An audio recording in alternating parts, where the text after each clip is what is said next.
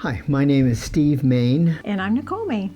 I've been married to this lady here for 43 years, be 44 years this year, which is a very long time. We have 4 kids and 10 grandbabies. I'm amazed that we are still married because we have had all kinds of difficulties. We're the Brinks. I am Brooke, and Chris. we have 3 daughters at home. We have a 5-year-old, a 10-year-old, and a 15-year-old. How long have we been married now? Really? We've been married now for 7 years. 7 years. Yeah. We've been together for 10 years overall. We are Brad and Ashley Bovey. We've been married for 10 and a half years. It'll be 11 years in April. We live here in Springfield. We started out living here in Springfield and moved away and have come back. Yeah, we actually went through the rings classes before we got married. 11 years ago. And then have went back through it over the past year as we began the adoption process. In our married life, we've had good times and then we have bad times, I guess like any marriage. But we thought really after 43 years that we should have really gotten it. But we don't. We just have times where we get in a kind of a negative cycle. Rings was kind of like a defibrillation for us, a shock, boom, to get our hearts back beating life instead of being in that negative cycle of death and negativity. Nobody has a great marriage for 40 years because all marriages have ups and downs. They may not all be good years, but they're all fulfilling, positive years, growing years.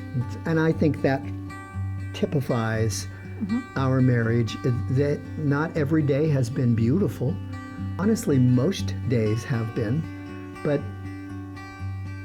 I think we just needed a little reset, a little bit of redirection, kind of putting us back on the path that we think we should be on. I think the most impactful thing about rings is just it gives you quite the toolbox of tools to work on communication in the relationship, and not even just for marriage, but just human interaction in general. Just a vast toolbox of the right tools, instead of just kind of throwing the wrong tools at things. I think the most impactful part of it for me would have been going through the family tree. That was a big part for me, just to see it with my own eyes that we are making the change with our family. Like, we're breaking the chains that we've grown up in, both of us.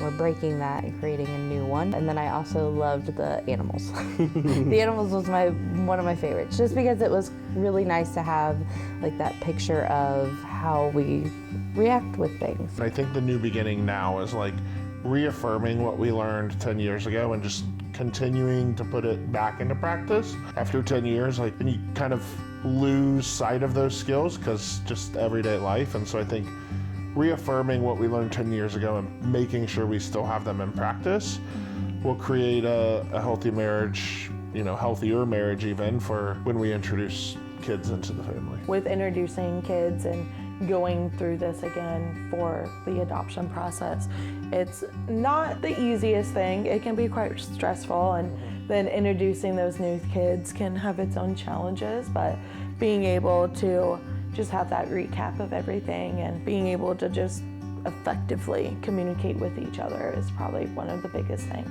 I think it's been really cool relearning how to communicate with each other through the process. Learning to date again is another great part of this for sure. Our new beginning is just learning to be in a relationship again. Yeah. We were both in a place where it was definitely dead. So we have that new beginning of working through things in healthy ways, but just connecting again and having a relationship. Yeah. I think overall, there's so much less tension. It kind of jolted us into a more peaceful place. I mean, it's not like we don't still have arguments and we don't fuss with each other. The difference is that while we still fuss with each other, we still will not agree. We don't keep beating each other up verbally or emotionally. We're letting go more, and we are able to give each other, I think probably the best way to say it is the benefit of the doubt. I can say that I'm not constantly trying to fix things as much. A lot of conversation in the past has been her just wanting to vent about something and me just instantly as a man wanting to fix things, and sometimes that's not, what is needed. Sometimes genuinely just need to listen. I've learned to be more open and not shutting down or just holding things in, and expressing to him how I'm feeling, especially if it is something that, hey, I need you to work on this. Yeah.